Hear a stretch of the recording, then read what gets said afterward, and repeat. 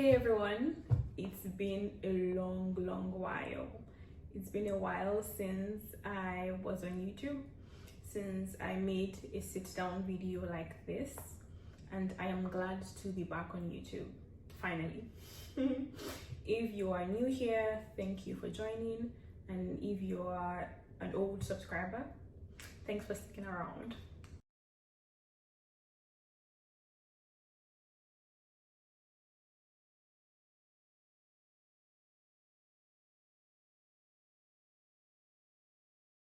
A lot has changed since my last video. You would not believe it. If you are following me on my other platforms, you probably would have noticed some of these changes or maybe heard one or two stories. But yeah, I have lost over 15 kilos since the last time. I have been living alone for close to 2 years because my divorce got finalized. Thank God for that. And I am a little different in the way that I appear and in the way that I present myself. So I will be talking about all of these things little by little, gradually, in my other videos, but I just wanted to give like a brief summary of everything that's been happening in my life since the last time I made a sit down video like this. And don't mind that I'm filming in my kitchen.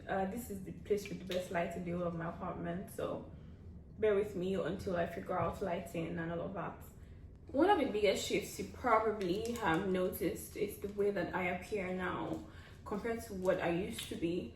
And it's been a roller coaster. It's been, a year and more of trying to be my real and authentic self online, because I had been that way offline before I decided to then show up online that way. And I was afraid to actually come online to show myself the way that I had been offline because of the bullying that I had faced in the past.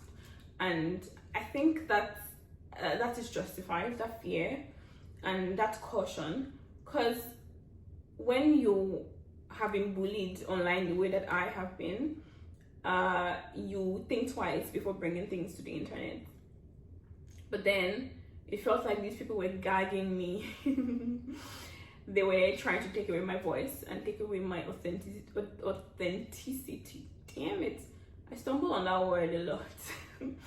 And I'm someone who has always been on social media. I like to share my thoughts. I like to, share things about my life, and them taking that away from me was doing me so much disservice.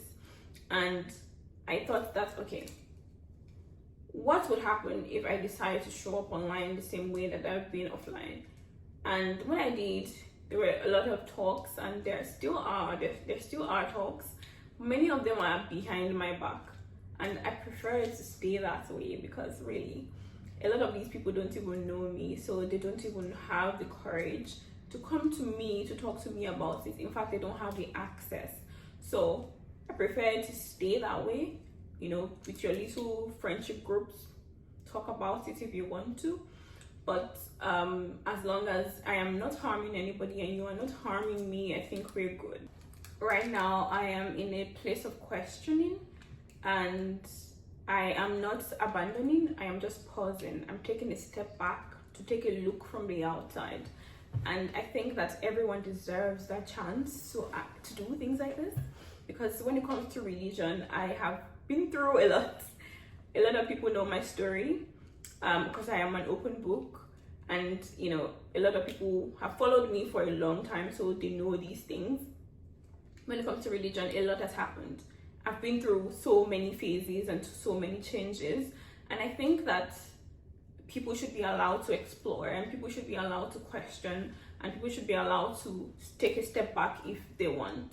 And people might say that, righteousness, this and that, but the fact that someone is questioning doesn't necessarily mean that they are no longer who they were on the inside.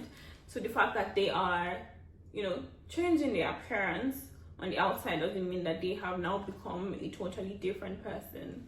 And, even if they are now a totally different person and their opinions and their ideas have changed, they are allowed to be that, and they are allowed to do that because they are human. And that is what life is about, right? About change, about, shifting, questioning, changing your mind, and people should be allowed that. That is the essence of being human. That is the essence of humanity, in my own opinion. So when people are changing and then everyone is like, oh, what's going on? I understand that. I understand that there's that shock and that's, the fact that you can't necessarily reconcile what's going on. But then take a step back and see that this person is human. And that is what humans do. They change. Whether outwardly or inwardly, people change. And that is okay. That is okay. And for social media, I think that people should try not to have parasocial relationships with those who are visibly online, because then you are saying that, oh, I like you so much, I have placed you on this pedestal. But when that said person does something that's, is kind of different or doesn't conform to that box that you have placed them in your head, you start to say that, oh my God, I thought you were this, I thought you were that, you're a different person. Oh, but then you place them on that pedestal that they were never asked to be placed in the first place. So how is that their fault? How is that their fault? It is you who shouldn't put people on pedestals. It's you who shouldn't, cook up stories about somebody in your head and then place them in that box and then expect them to conform and adhere to what you think that they should be. Yeah, I think yeah, we get the gist. We get the gist. It hasn't been the easiest thing. It hasn't been. Because when you stop looking like what your community expects you to be, they shift away. They move away from you.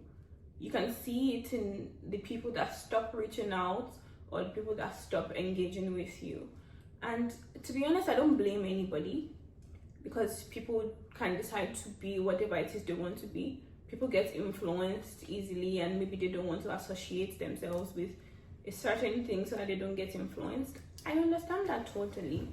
But then I'm talking about me now. From my own perspective and the way that it has been for me, it has been very lonely, and it has been the most vulnerable thing that I have ever done in my life. And let me tell you, I have done vulnerable shit.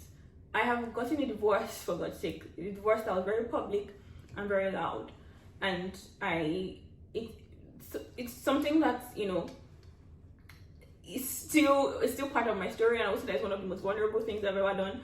But then this is the most vulnerable thing that I have ever done. Basically going against your community. You're basically saying that you don't care what they think and you want to take a different path. And it's lonely, it's lonely. But one thing I've learned is that people who love you regardless will stay. People who understand that you are this person will stay. People who know you well and they know your lore, they know your story, they know you, not just the things on social media, they will stay. And those are the people in my life keeping me grounded. Those are the people that I can always call and tell them that this is how I'm feeling about this particular thing. Can I talk to you about it? Can you tell me what you think? Things like that. And I am glad. I'm okay with that. I don't have to have like a huge number of people in my corner. As long as the little people that I have got my back, I'm good. But it doesn't change the fact that it gets lonely sometimes. And sometimes you feel like you can't relate to some things anymore, or you don't have the right to speak to some things anymore because you are no longer presenting in a certain way. But in all of this loneliness, in all of this uncertainty, in all of this unraveling and questioning, I have found glimmers of truth. I found glimmers of self. And I will not change that for anything. Because one thing that I know for a fact right now is that I know myself better. I know myself more. And I have given myself the chance to change and choose things that are different. Even if they are going to be tough. Even if I would have to cry myself to sleep sometimes. Even if I would have to lose community. And I am coming back to YouTube because I want to document the questions. I want to document the transitioning that are sometimes messy, transitionings that don't have neat endings sometimes.